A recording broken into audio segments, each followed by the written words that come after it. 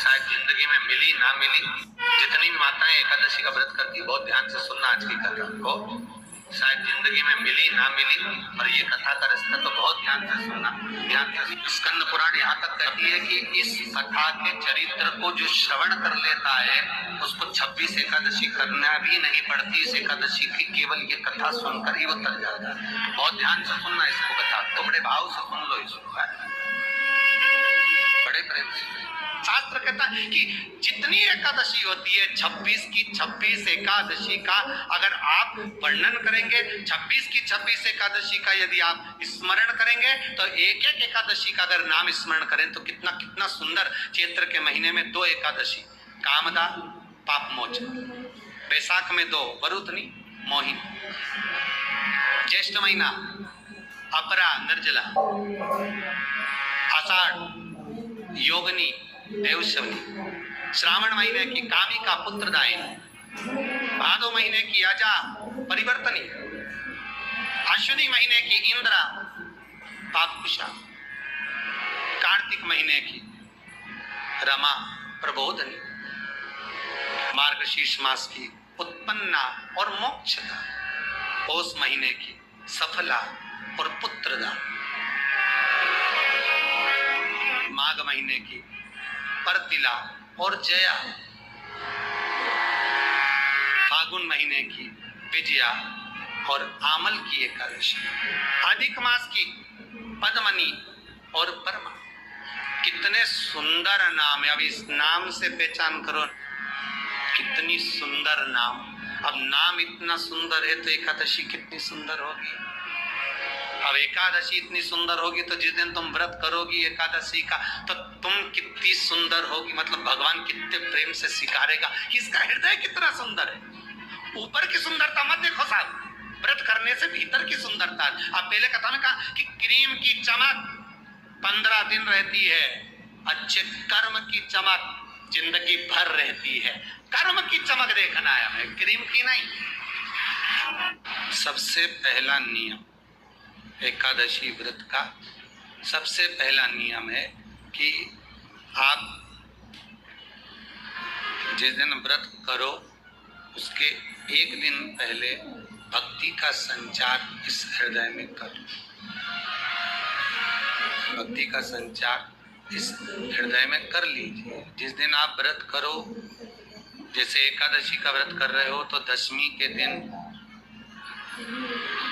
शाम का समय जब आवे, रात्रि जब होने लगे, शाम का समय आवे और रात्रि का आप जब भोजन ग्रहण करो तो उस भोजन में कोई ऐसा पदार्थ ग्रहण मत करिए जिस पदार्थ के कारण आपकी एकादशी बिगड़ जाए।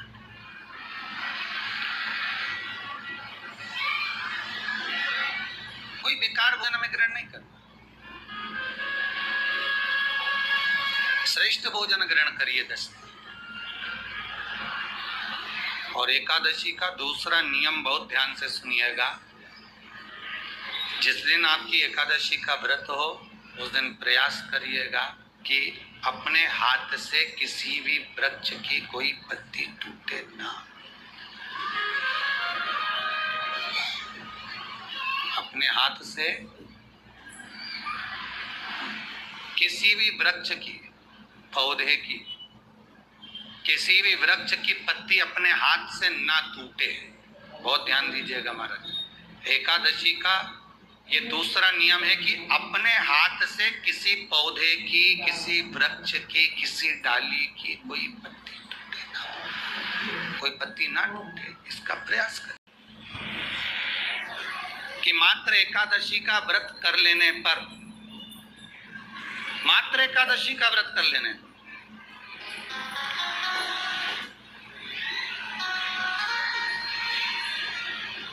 जो पूर्व में किया गया हमारा पाप कर्म है, हमने किसी जीव की हत्या करी है, हमने किसी को कष्ट प्रदान करा है, हमने किसी को अपशब्द कहा है, हमने किसी को ताने दिए, हमने किसी को आड़ा टेढ़ा कहा है, हमने किसी को गालियां दे दी है, मात्र एकादशी का व्रत ही कर लेने पर ये सारे जो दोष हैं वो समाप्त हो जाते।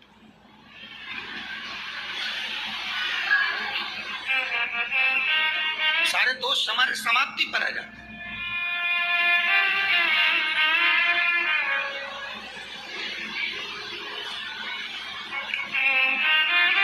अब एक विचार करिएगा, थोड़ा सा अपने मन में, अपने चित्त में, अपनी वृत्ति में एक बात उतारिएगा, एक अपने मन में एक बात को उतार कर रखिएगा कि आप अपने पाप को, अपने पाप कर्म को जिस दिन क्षीण करने वाले हो, समाप्त करने वाले हो, अपने पाप को आप जिस दिन समाप्ति पर लेकर जा रहे हो, तो उसके एक दिन पहले आपको प्रसन्नता होना चाहिए कि नहीं होना चाहिए कि कल मेरा पाप कटने वाला है, कल मेरा पाप समाप्त होने वाला है, जो मैंने पाप कर्म करा है वो समाप्त होगा, जो मैंने पाप कर्म करा है वो कल समाप्त हो जाएगा। तो एक दिन पहले आपके चेहरे पर प्रसन्नता हो कि ना हो?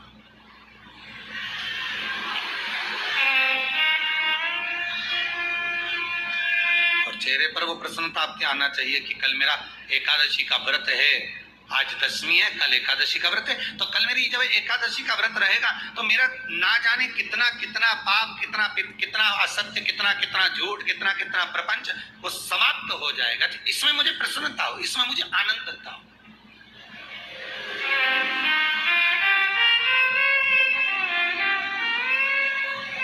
तो क्या कहा गया कि प्रयास करिएगा कि एकादशी के दिन कोई वृक्ष की, कोई डाली की, कोई कोपल की कोई पत्ती ना तोड़ी जाए। क्यों? तो कहा अगर उस पत्ती को हम तोड़ देते हैं, वृक्ष की पत्ती को या क्यारे में लगी हुई कोई डाली की पत्ती को हम तोड़ देते हैं, तो एकादशी का पुण्य फल प्राप्त नहीं होता, एकादशी का कोई फल हमारे खाते में नहीं जाता, पुण्य फल प्राप्त। अब फिर भले तुम, चाहे तुमने मोरदन खाया हो, चाहे तुमने फिर चिप्स खाई हो, चाहे तुमने फिर व्रत का कितना ही सामान खा गए हो और तुमने सोचा कि आज मेरी एकादशी है, तो फिर उसका कोई फल प्राप्त नहीं, उसका कोई सुख प्राप्त नहीं आता, फिर उसका कोई आनंद प्राप्त नहीं आता, तो उसमें कोई आनंद की अनुभूति आपको नहीं मिलेगी। तो याद रखिए, गौदान और एकादशी, श्रीमद वल्लभाचार्य जी ने मायावत का खंडन करा था जगन्नाथपुरी में, और श्रीमद वल्लभाचार्य जी ने कहा था एकादशी मरने के बाद मत दो, एकादशी जीते जी दो। कहा था कि नहीं कहा था? जीते जी दान करिए। इसलिए जगदीश में, जगन्नाथपुरी में एकादशी उल्टी लटकी हुई है। करें आपने दर्शन? जगदीश में एकादशी को उल्टा लटकाया। क्यों? क्योंकि वल्लभ ने कहा कि एकादशी जीते जी दो। कई पंडित कहते हैं तुम्हारे दादाजी मर गए, जब 12वें का दिन होता है ना, तो पंडित जी संकल्प छुड़ाते हैं, दो एकादशी। बड़े बेटे ने 5 दे दी, छोटी बहू ने 3 दे दी, उसने 2 दे दी, उसने 2 दे दी, तो क्या तुम्हारे दादाजी भिखारी थे जो तुम्हारी एकादशी लेकर जाएंगे? और तुम कौन होते हो दादाजी को एकादशी देने वाले? तुमने कौन सा इतने पुण्य कर लिए जो तुमने एकादशी दे दी? एकादशी के दान की महत्वता श्रीमद वल्लभाचार्य जी ने कहा कि कोई व्यक्ति अगर खटिया पर सड़ रहा है, पलंग पर तड़प रहा है, हॉस्पिटल में पड़ा हुआ है, तो निवेदन है कि उसको देखने जाओ तो अपनी करी हुई एकादशी में से 2 एकादशी का दान उसको तुरंत दे दो। क्यों? तो जिससे उसको मोक्ष मिल जाए, मरने के बाद नहीं। क्योंकि मरने के बाद तो वो 10वें के दिन, गरुड़ पुराण में लिखा 10 दिन तक जीवात्मा घर की अटारी पर रहती है। कितने दिन? 10 दिन। 10 दिन के बाद जीवात्मा चली जाती है। कहाँ जाती है? उसको जहाँ जाना है। 3 दिन में उसको भोग भोगना पड़ता है जीवात्मा को। 3 दिन नरक का भोग भोगती है, उसके बाद स्वर्ग का भोग भोगती है। 18 दिन में ये प्रोसेस पूरी हो जाती है। कितने दिन? 18 दिन। 18 दिन के बाद में उस जीवात्मा को धान के खेत में पटका जाता है। किसके खेत में?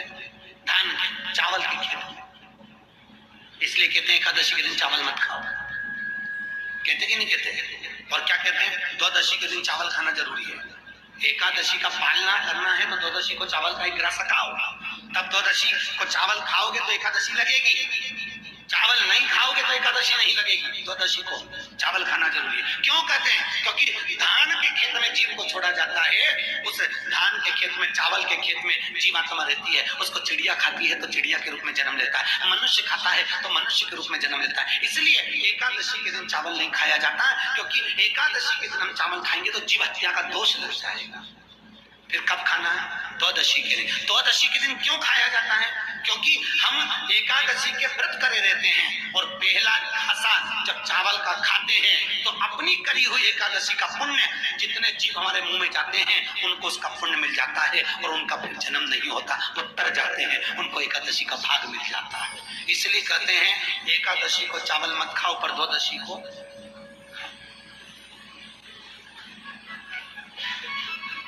खाइए। 10 दिन तक जीवात्मा है और आपने एकादशी कब जान दी? बोलो जम के 12वें के दिन 13वें के दिन आपने एकादशी का दान दिया, वो मिली उनको? अरे बोलो अच्छे से।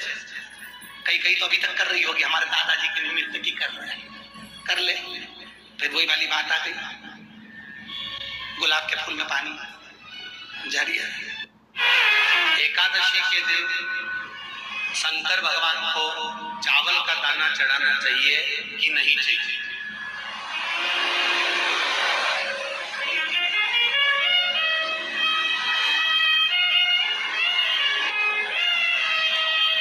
बीमार व्यक्ति से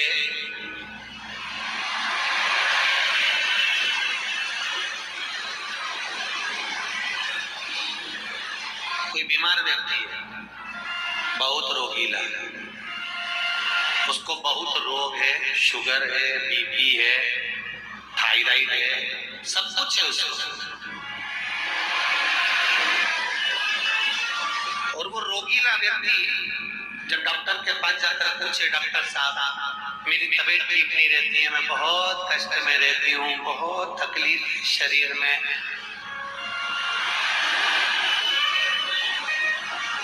और अभी सावन का महीने का व्रत आ रहा है, डॉक्टर साहब 1 महीना में व्रत करती थी, पहले करूं कि नहीं करूं? तो डॉक्टर साहब क्या बोलेंगे? बोलते ना जरा जम के। डॉक्टर बोलेगा कि आप व्रत मत करो? डॉक्टर एक बात कहेंगे, शरीर स्वस्थ रखना है, व्रत बाद में हो जाएगा, अगले वर्ष कर लेना, पर अभी शरीर को सही रखने के लिए दोनों समय अच्छे पेट भरकर सात्विक भोजन करो और अपने शरीर को ठीक करो। सात्विक भोजन अपने शरीर को, बाद में भी हो जाए, अगले वर्ष हो जाए।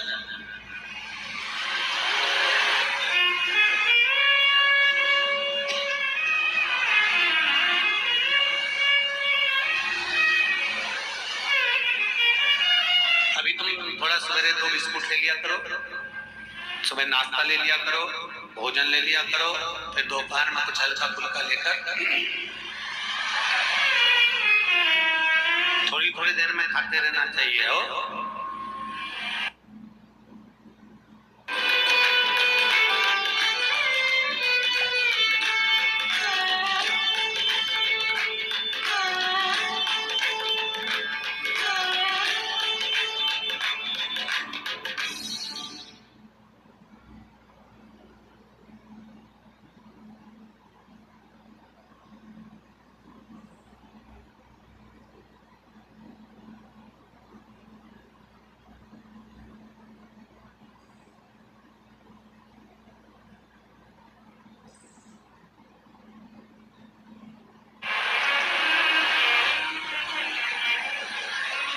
थोड़ा खाओ, थोड़ी देर में खाओ, एक साथ सुरसा जैसे मत निपटा जाता है, थोड़ा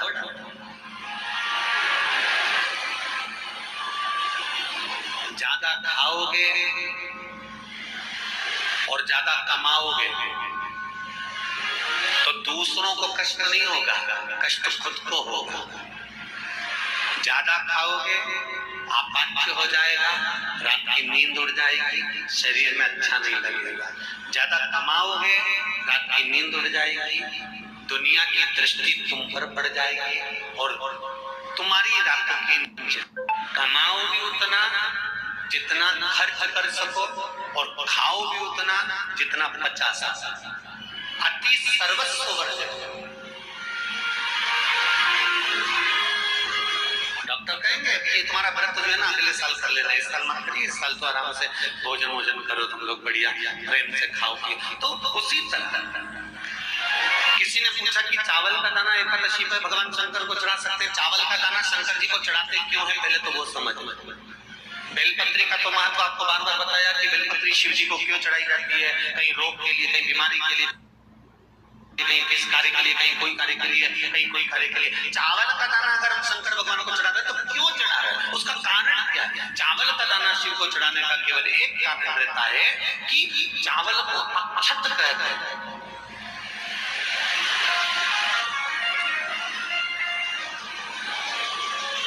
अक्षत का मतलब होता है अक्षय,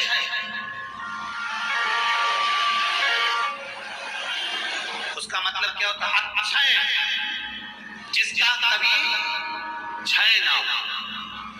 जब हम भगवान शंकर को चावल का दाना चढ़ाते, जैसे बहुत ध्यान दीजिएगा महाराज, बहुत समझने वाली